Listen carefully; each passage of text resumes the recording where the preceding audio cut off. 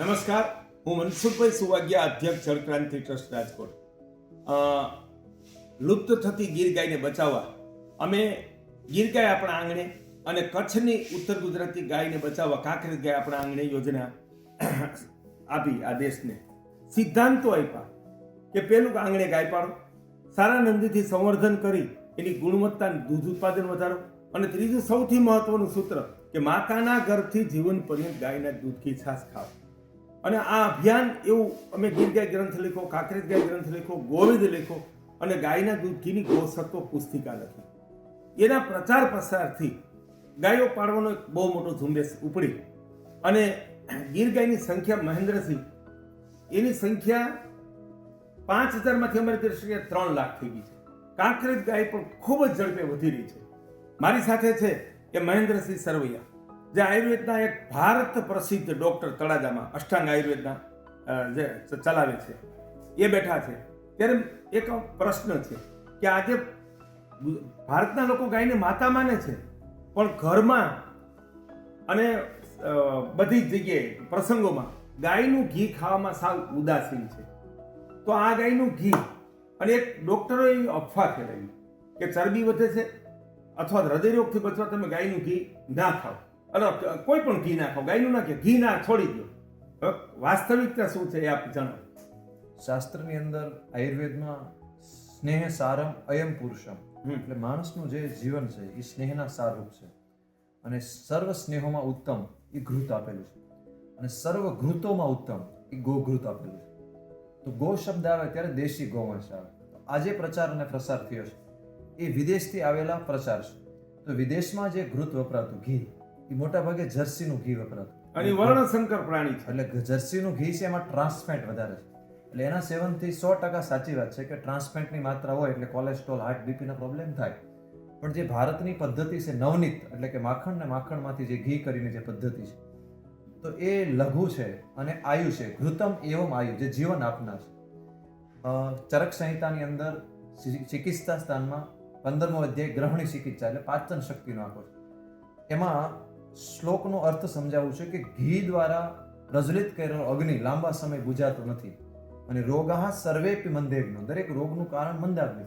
તો તમે યજ્ઞની અંદર લાકડા નાખ્યા રાખો, ઉદ્દ્રવ્ય નાખો, પણ ઘૃત નો નાખો તો અગ્નિ પ્રગટ ન રહે, અને અગ્નિ સારો નથી તો સ્વાસ્થ્ય સારું નથી રહેવાનું. તો સૌથી પહેલું અગ્નિને કાયમ માટે પ્રજ્વલિત રાખવા માટે, એટલે કે જઠરાગ્નિને સારો રાખવા માટે શ્રેષ્ઠ દવા ઘૃત છે.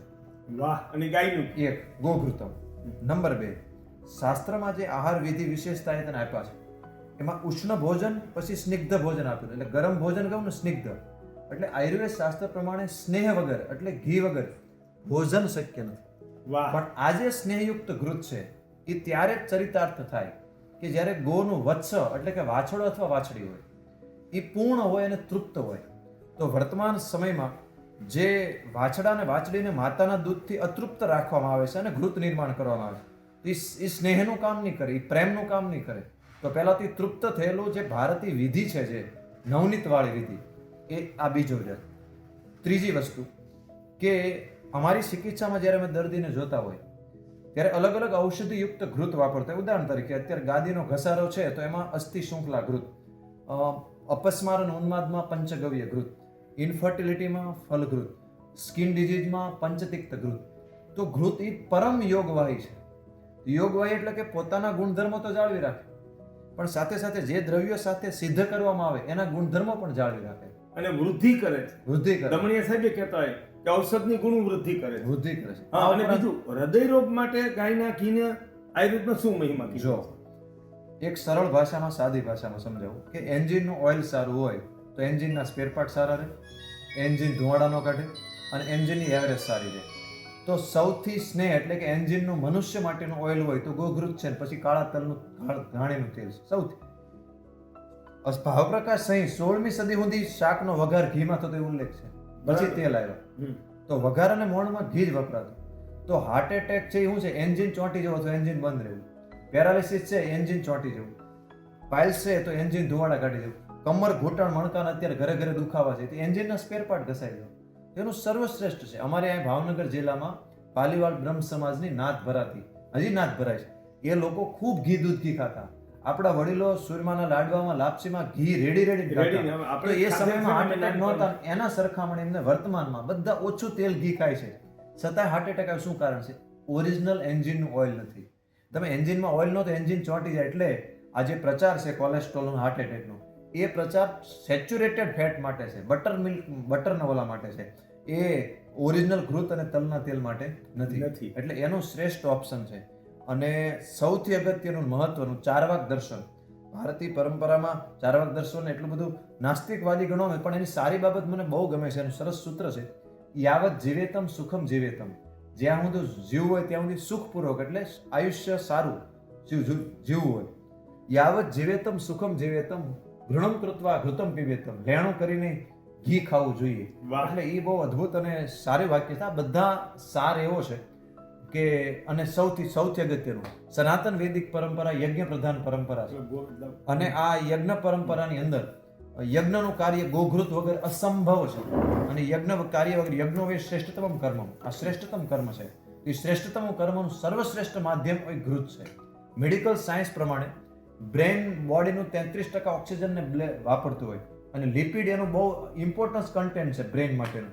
તો જે બ્લડ અને બ્રેનનું જે બેરિયર હોય છે એ ઘી વગર પાર થઈ શકતું નથી. માત્ર યજ્ઞ પીવા માટે ઔષધથી જ ઘૃત નહીં. મેં મારી ચિકિત્સામાં ગોઘૃત મંડ એટલે ગાયના ઘીનો ઉપરનો જે ભાગ હોય છે એ સૂક્ષ્મ હોય છે, પતલું સૂક્ષ્મ હોય છે. એ સૂક્ષ્મ અંશ તમે નશ્ય કરો તો આયુર્વેદના પંચકર્મ આપણે શબ્દ વાપરે છે, પણ એક કર્મ એનું નશ્ય કર્મ છે. નાસાહી શીર્ષો દ્વારમ એટલે આંખ, નાક, કાન, ગળાના રોગમાં નશ્ય કર્મ એ અદ્ભુત એટલે અદ્ભુત પ્રક્રિયા છે. તો બધી જ બાજુથી સારું ગણવામાં આવે તો દેશી ગૌવંશનું વત્સ એનો જે તૃપ્ત હોય એના દૂધમાંથી નવનીત એટલે માખણની પદ્ધતિથી જે ઘૃત નિર્માણ કરવામાં આવે એ વેદ, સંહિતા અને અનુભવ સિદ્ધના આધારે એ આયુ છે, એ અમૃત છે, એ સોનું છે. અને હૃદયની શક્તિ વધારનાર, બિલકુલ વધારનાર. કારણ કે એનો ઓઇલ ને એન્જિન આ ભ્રમણા છે આખા દેશમાં કે હૃદય રોગ કરે. એટલે એનું કારણ આ મેં વાંચ્યું છે ચરક સંહિતામાં કે ગાયનું ઘી છે એ તો હૃદયની શક્તિ વધારે છે. અને ઋષિ તુલ્ય આપણે પાંચાભાઈ દમણિયા આયુર્વેદના એમડી ડોક્ટર કે જેણે ગાયનું ઘીથી એમ કે હજારો કે 1 લાખથી વધુ દર્દીઓની ચિકિત્સા કરી છે. એ કે જો ગાયના ઘી, પતલા ઘીના ટીપા નાખવામાં આવે તો આજીવન પંચ જ્ઞાનેન્દ્રિય જળવાય છે, યાદ શક્તિ જળવાય છે. હવે બીજો પ્રશ્ન છે મહેન્દ્રભાઈ, કે આજે ચારે કોર વંધ્યત્વની અને નપુંસકતાની સમસ્યા સંસ્કૃતિ રાષ્ટ્ર સામે સંકટ બની ગઈ છે. જુનાગઢ જેવા 4 લાખની વસ્તીમાં 26 IVF સેન્ટર ખુલ્યા છે. આનાથી આ દેશના ચિકિત્સા વિભાગ, સરકાર, ધર્મગુરુઓ અને શિક્ષિતો એ બેહોશીમાં જીવે છે કે ક્યાં જઈને આ ઊભું રહેશે. ત્યારે વંધ્યત્વ નિવારણમાં છે ને ગાયનું ઘી શું ભૂમિકા ભજવી છે? એટલે વંધ્યત્વની જે સમસ્યા છે એમાં 4 વસ્તુ: ઋતુ, ક્ષેત્ર, અંબુ ને બીજ. સુશ્રુત સંહિતામાં ગર્ભાવકાંતિ શારીરમાં, અને ચરક સંહિતામાં 30મા અધ્યાયમાં યોનિ વાપસ ચિકિત્સામાં આનું વિશેષ વર્ણન છે. બાકી આખા આયુર્વેદ શાસ્ત્રમાં છે. તો સનાતન વૈદિક સંસ્કારના 16 સંસ્કારનો સૌથી પાયાનો સંસ્કાર છે એ ગર્ભ સંસ્કાર છે. અને અત્યારે સંતાન પ્રાપ્તિમાં જે સમસ્યા આવી રહી છે એમાં સૌથી મોટું કારણ છે કે એનું જે શરીર છે એ શરીરમાં યોગ્ય સ્નેહનું કારણ નથી. બીજું કારણ છે એની બીજ દૃષ્ટિ છે. તો 2 વસ્તુની અંદર જે કારણ મળી રહ્યા છે એમાં સમસ્યાનું સમાધાન શું હોઈ શકે? તો એની સમસ્યાની સમાધાનમાં પહેલું છે શરીર શુદ્ધિ. તો અત્યારે જે આપણે આહાર લઈ રહ્યા છે, રાસાયણિક ખાતર અને જંતુનાશક, ઉદાહરણ તરીકે બીટી કપાસનું, મારઢોર કપાસિયાનો ખોળ ખાય છે અને એ જ કપાસિયાના ખોળનું દૂધ આવે છે, એ દૂધ આપણે પીએ છીએ. તો એ દૂધ શાસ્ત્ર પ્રમાણે નથી રહેવાનું છે. તો એના બેસિલસ તુરિન્જીસ નામનું જે જીન્સ હોય છે, જીન્સ દાખલ કરવામાં આવે તો આપણે બીટી લઈએ તો જેવો આપણે ખોરાક લઈએ આપણું શરીર બની જાય. તો આપણા જે જીન્સ છે, જે DNA છે, જે ફર્ટિલિટી છે, એની પર સૌથી મેન કારણ છે આ બીટી.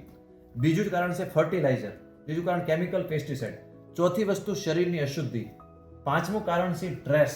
અને 6થું કારણ છે આહાર શુદ્ધિનો અભાવ. તો શુક્ર ધાતુ જે છે અને રજ ધાતુ છે એના નિર્માણમાં એના પછી સિદ્ધિ ધાતુ ઓજ છે, છેલ્લી લાસ્ટ ધાતુ. તો રસ, રક્ત, માંસ, મેદ આ બધી ધાતુ ઉત્કૃષ્ટ નિર્માણ કરે. તો એ ઉત્કૃષ્ટ નિર્માણ ઓજવર્ધક જે ઔષધિ છે એમાં સર્વશ્રેષ્ઠ શિરઘૃત અભ્યાસો રસાયણાના. શુદ્ધ ગાયનું દૂધ અને શુદ્ધ ગાયનું ઘી એ ઓજવર્ધક છે, પરમ રસાયણ છે. તો આપણે આહાર શુદ્ધિ એટલે શુક્રવર્ધક, એટલે શુદ્ધિનું બીજ અને પુરુષના શુક્રાણુની વૃદ્ધિ કરનાર છે. એટલે વંધ્યત્વ નિવારક છે હા. અને એને બીજને શુદ્ધ પણ કરે છે. હા. મેં એવું સાંભળ્યું છે કે આજે આહાર ઝેરી થઈ ગયા, બજારું થઈ ગયા, એ ઝેર સમાન છે. અને વાયુ જે લે છે ને એ તો હળાહળ ઝેર છે, ખાસ કરીને શહેરોમાં. તો એ જે શરીરમાં સૂક્ષ્મ ઝેર ગયું, જે અંગ્રેજીમાં ટોક્સિન કહેવાય, એને દૂર કરવામાં ગાયનું ઘી અને દૂધ શું ભૂમિકા ભજવે છે? હા, એટલે ધારો કે એમાં મધુરસ છે, હમ. તો મધુરસ, આ મધુરસ ઘૃતે મધુરસ પ્રધાન છે અને દુગ્ધે મધુરસ પ્રધાન છે. તો મધુર રસ વિષગ્ન છે, તિક્ત રસ પણ વિષગ્ન છે. અને મધુરો આજન સાત્માન કુરુતે ધાતુનામ પ્રબલમ બલમ, એટલે મધુર રસ શરીરની જે ધાતુ છે એને બળ આપે છે. અને જે વિષ છે એ ધાતુમાં જમા થતું હોય. તો વિષ અને ઓજ આ બંનેના ગુણધર્મ વિપરીત છે. એટલે ઓજ છે એ વિષ છે, એટલે ઓજના ગુણધર્મ છે એ વિષના ગુણધર્મ વિપરીત છે. ઓજવર્ધક ઔષધિ વિષનાશક હોય. વાહ, એટલે ઘી છે ને ગાયનું દૂધ પરમ અને ઘી ઓજવર્ધક ઓજવર્ધક છે. છે. બરાબર, એટલે આપોઆપ જ શરીરમાંથી સૂક્ષ્મ ઝેર ટોક્સિનને બહાર કારણ કે કાઢે. જીવન શક્તિ છે, તો જીવન શક્તિ ઇમ્યુનિટીથી વધે અને વિષ વધે એટલે જીવન શક્તિ ઘટે.